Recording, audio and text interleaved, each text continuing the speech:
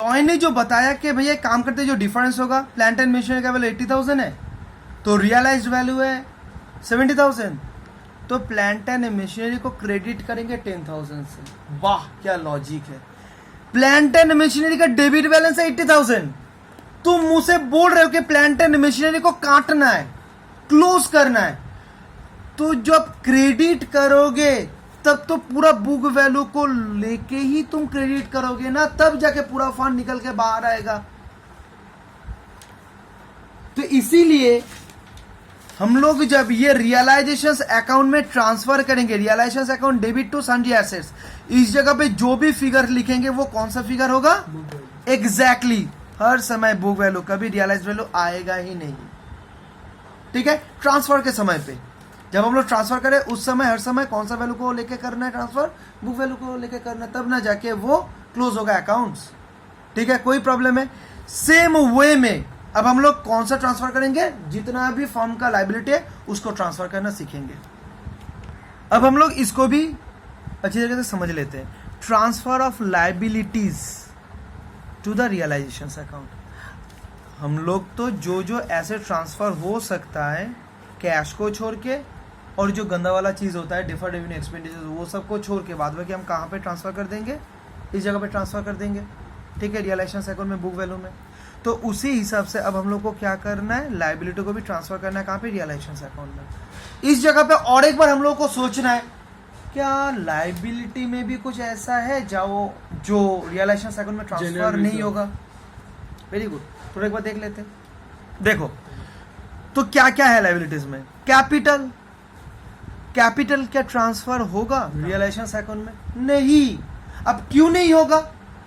कारण बिजनेस जो बंद हो रहा है, बिजनेस बंद होने के समय में जो भी एसेट बेच के पैसा आएगा उससे पहले किसका पेमेंट होगा? जो आउटसाइड लायबिलिटीज है, एक्सटर्नल लायबिलिटीज, पहले उन लोगों को पेमेंट करना होगा। उन लोगों को पेमेंट करने के बाद अगर कुछ बचेगा तब जाके जो बिजनेस का ओनर है उन लोगों का पेमेंट होगा। इसीलिए ये जो कैपिटल है, ये कैपिटल एज इट इज रह जाएगा। अब रहेगा कहां पे? एक अकाउंट खोलना होगा जिस अकाउंट का नाम है पार्टनर्स कैपिटल अकाउंट। एक अकाउंट खोलना होगा। अब ये पार्टनर्स कैपिटल अकाउंट में क्या क्या आएगा? बिजनेस का जो जनरल रिजर्व है। अभी ये क्या लायबिलिटी साइड में है, इसका मतलब ये तो नहीं है कि इसका भी पेमेंट होगा। अब जनरल रिजर्व मतलब फ्री रिजर्व होता है। ठीक है, ये जो जनरल रिजर्व है, जो क्रीम वाला पार्ट होता है बिजनेस का, ये कौन इसका भाग ले लेगा? पार्टनर लोग। क्योंकि ये जनरल रिजर्व बनाया कौन है? पार्टनर लोग बनाया है, इसलिए जनरल रिजर्व किस किलो के बीच में वो डिस्ट्रीब्यूट हो जाएगा? पार्टनर लोगों के बीच में। कौन सा रेशियो में? वही ओल्ड वाला रेशियो, एक ही रेशियो रहेगा इस जगह पे। तो हम लोग को क्या करना है? एक कैपिटल अकाउंट भी बनाना होगा जिस कैपिटल अकाउंट में ये जनरल रिजर्व ट्रांसफर हो जाएगा। कोई प्रॉब्लम है? ठीक है, अब देखो सिंडिकेटर्स ट्रांसफर हो सकता है रियलाइजेशन अकाउंट में, जनरल रिजर्व ट्रांसफर नहीं होगा और कैपिटल ट्रांसफर नहीं होगा। और क्या है? आउटस्टैंडिंग एक्सपेंस, हाँ ये भी ट्रांसफर हो जाएगा। पीबीडीडी मतलब क्या है? जो डेटर्स के अगेंस्ट में हम लोग एक ओपन करते हैं। ठीक है, अब एक चीज याद रखना, अगर ऐसा कोई आइटम हम लोग लायबिलिटी में अगर मेंटेन कर रहे हैं जो एसेट के लिए है, तब उस समय एसेट अगर रियलाइजेशन अकाउंट में जाएगा तब ऑब्वियसली उसके लिए जो भी हम लोग मेंटेन कर रहे हैं लायबिलिटी साइड में वो भी रियलाइजेशन अकाउंट में जाएगा। और जाना ही तो चाहिए भैया, क्योंकि डेटर्स 20,000 और पीबीडीटी 5,000, तो नेट में डेटर्स कितना है? 15,000। तो डेटर्स अगर रियलाइजेशन में तुम 20,000 लेके जाओगे तो ये भी तो तुम्हें रियलाइजेशन के उल्टा साइड में लेके जाना होगा, तभी ना जाके डेटर्स का नेट का जो इंपैक्ट है दैट इज 15,000 वो आ पाएगा। इसलिए याद रखना, एसेट साइड में जो भी चीज है अगर उसके लिए लायबिलिटी साइड में कुछ मेंटेन कर रहे हो तो वो भी रियलाइजेशन अकाउंट में जाएगा। कोई प्रॉब्लम है? तो इस जगह से ये क्लियर हो चुका है कि बैलेंस शीट का जो लायबिलिटी साइड है उसमें कैपिटल और जो फ्री रिजर्व्स है ये सब को छोड़ के बाद बाकी सब कुछ कहां पे आ जाएगा? रियलाइजेशन अकाउंट में आ जाएगा। ठीक है। तो हम लोग जर्नल क्या पास करेंगे, क्योंकि सन्ड्री क्रेडिटर जो रियलाइजेशन अकाउंट में आ सकता है वो सबको अगर काटना है तो उसका बुक वैल्यू को लेके, उस जगह पे भी सेमी कंसेप्ट, बुक वैल्यू को लेके हम लोग क्या करेंगे, उसको डेबिट कर देंगे। Sundry creditors account debit, outstanding expense account debit, PBDD account debit to realisation account 1,05,000। कोई प्रॉब्लम है? तो ये जो डिसोल्यूशंस का सम्स है उसमें कौन सा हम लोगों को अकाउंट्स ओपन करना होगा या तो फिर मेंटेन करना होगा। Following accounts to be maintain, first realisation account, ये एक है। उसके बाद कैपिटल को हम लोग क्लोज नहीं किया ट्रांसफर करके, तो कैपिटल का भी एक एकदम पार्टनर्स कैपिटल अकाउंट।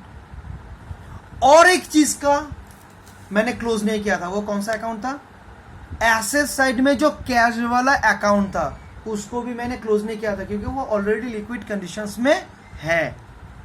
तो 3 नंबर जो अकाउंट मेंटेन करना होगा वो कैश या तो फिर बैंक अकाउंट ओपन करना होगा। और ये सब को छोड़ के बाद बाकी जितना भी देखोगे, देखो ये वाला, ये कैश ओपन था, ठीक है, इसका एक अकाउंट मेंटेन कर रहे हैं। और एडवर्टाइजमेंट सस्पेंस ये पार्टनर्स कैपिटल अकाउंट में चला जाएगा, तो बाद बाकी तो रियलाइजेशन में चला गया। और इस जगह पे पार्टनर्स कैपिटल अकाउंट ओपन है, इसका कैपिटल अकाउंट ओपन करना होगा मेंटेन करने के लिए। और sundry asset realisation, general reserve, partners capital, outstanding expense, realisation, PBDD realisation. तो इसीलिए इस जगह पे कैश अकाउंट एक ओपन करना होगा, एक रियलाइजेशन और एक है पार्टनर्स कैपिटल अकाउंट, ठीक है। यही हम लोग लिखे इस जगह पे के following accounts to be maintain, realisation account, partners capital account और कैश या तो फिर बैंक अकाउंट, ठीक है। तो हम लोग ने क्या देखा कि अगर ये डिसोल्यूशंस का सम्स करना है तो हम लोग को ये तीनों अकाउंट ओपन करना होगा, realisation account, partners capital account और कैश या तो फिर बैंक अकाउंट, ठीक है।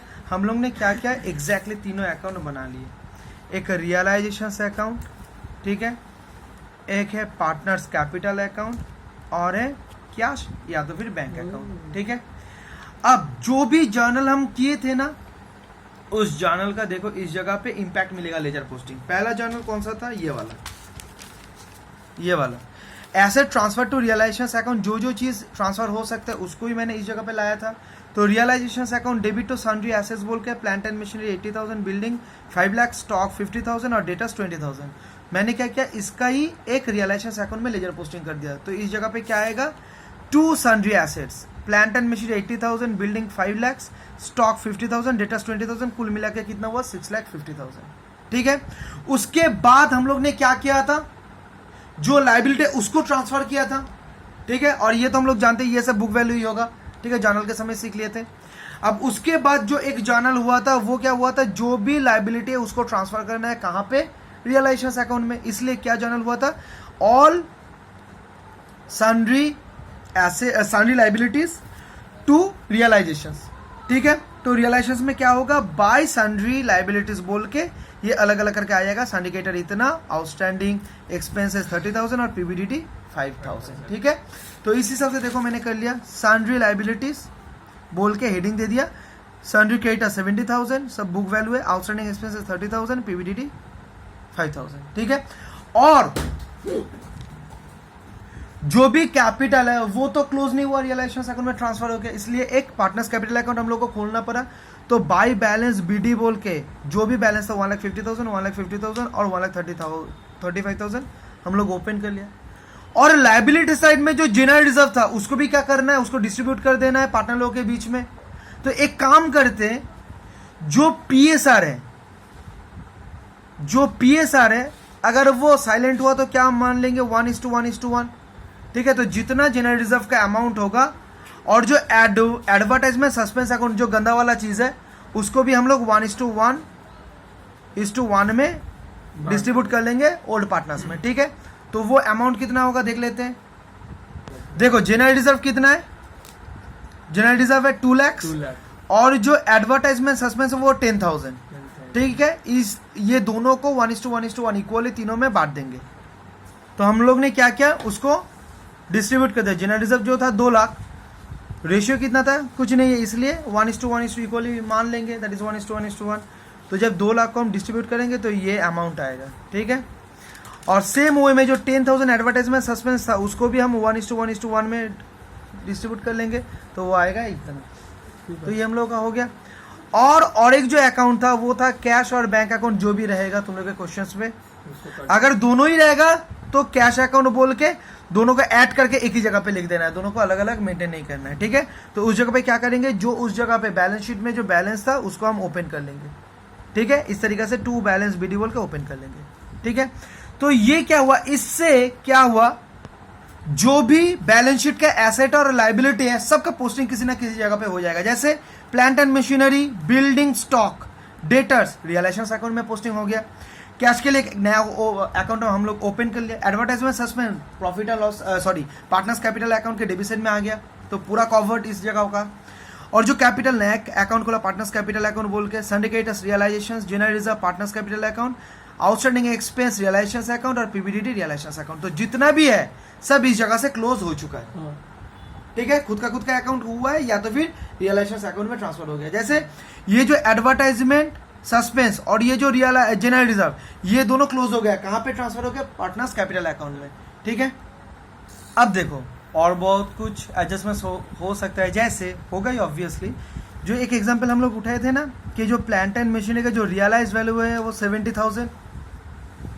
अब इसका भी तो इंपैक्ट देना होगा, इसका भी तो अकाउंटिंग करना होगा। तो उससे पहले हम लोग क्या करेंगे, इसका जो जर्नल होगा पहले उस जर्नल को सोच लेते हैं, ठीक है। वो जर्नल क्या होगा, तो देखो उसका जर्नल जॉय ने बताया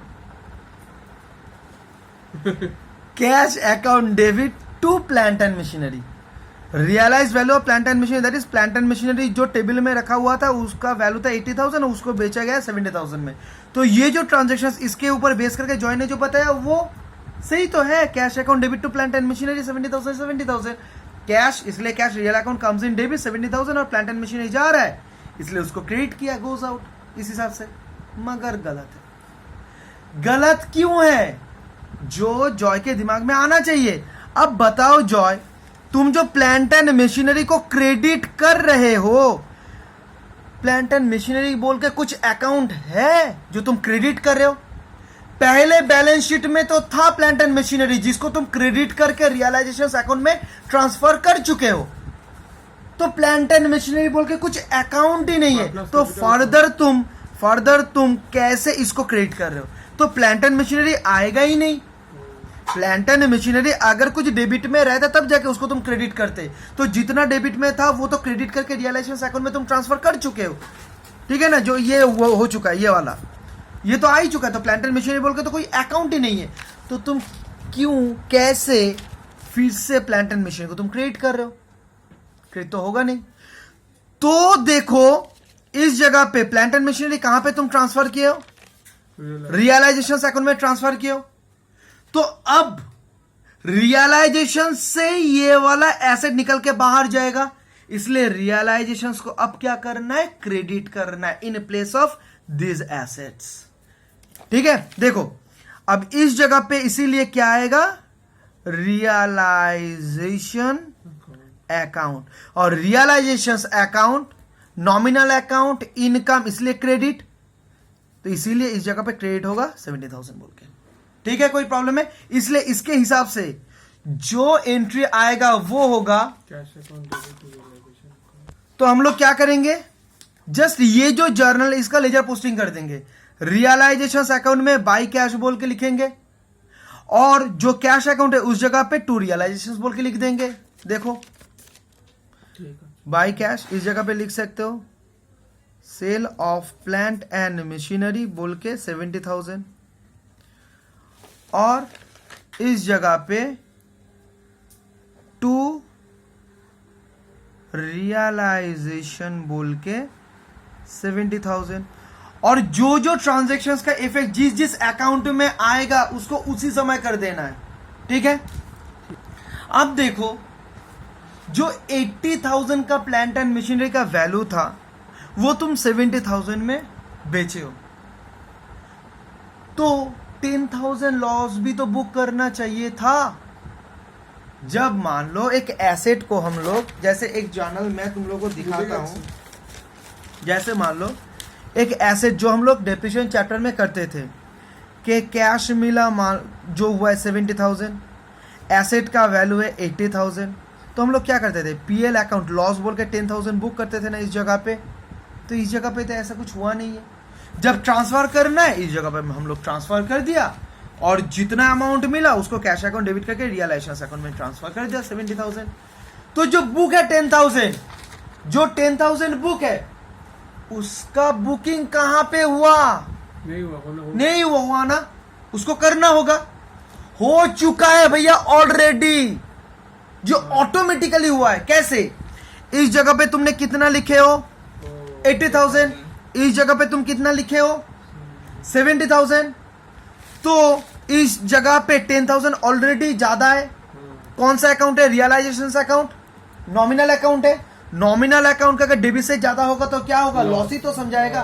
तो ये 80,000, ये 70,000, तो 10,000 इस जगह पे ज्यादा ना। तो अगर डेबिट ज्यादा मतलब रियलाइजेशन अकाउंट के हिसाब से या तो फिर नॉमिनल अकाउंट के हिसाब से डेबिट 10,000 से ज्यादा मतलब 10,000 का लॉस। इसलिए जो भी प्रॉफिट या तो फिर लॉस होगा वो ऑटोमेटिकली एडजस्ट होता है इस अकाउंट में। ठीक है, उसके लिए अलग से कोई जर्नल पास करना नहीं होगा। अब देखो जितना भी रियलाइजेशन टेबल में रखोगे, हो सकता है उस टेबल से कुछ ऐसा कुछ एसेट हो जो कोई पार्टनर भी ले सकता है। जैसे मान लो इस जगह पे मैं एक एग्जांपल ले रहा हूं, stock taken over by the partner Joy at ₹60,000। Stock का जो वैल्यू था, स्टॉक का जो बुक वैल्यू था वो कितना था 50,000। अब वही एक पार्टनर जॉय ले रहा है, तो इसका जर्नल क्या होगा? तो इसका क्या जर्नल होगा?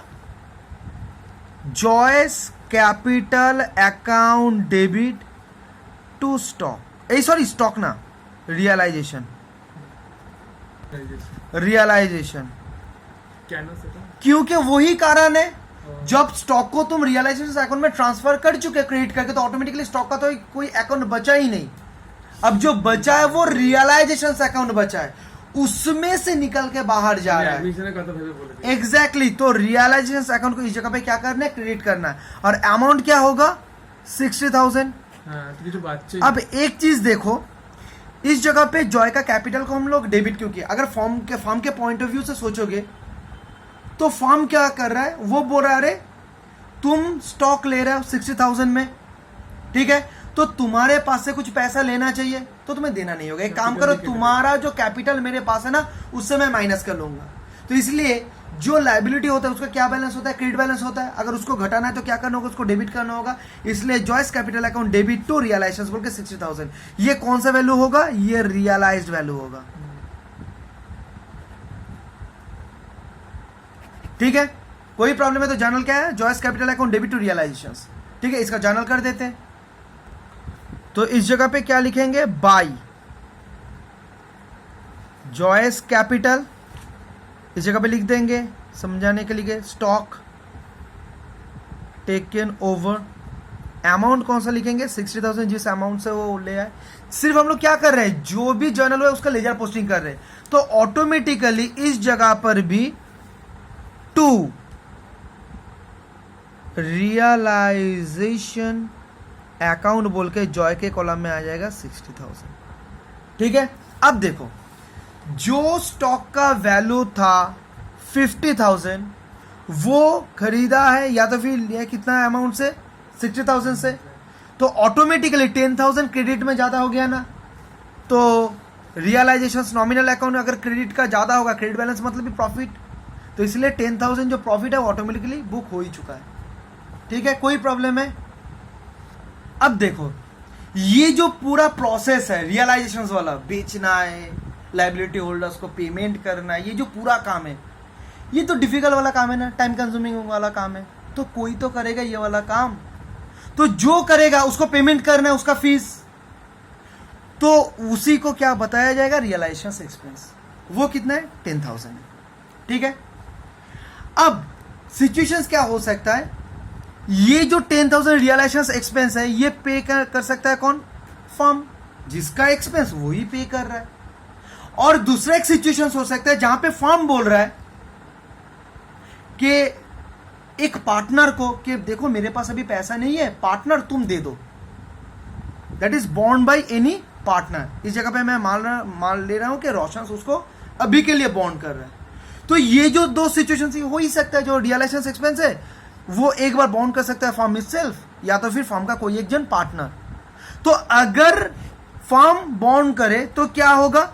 नॉर्मल सा journal realisation expense account debit to cash, काम ही खत्म। 10,000 ये तो नॉर्मल सा चीज हो गया, ठीक है।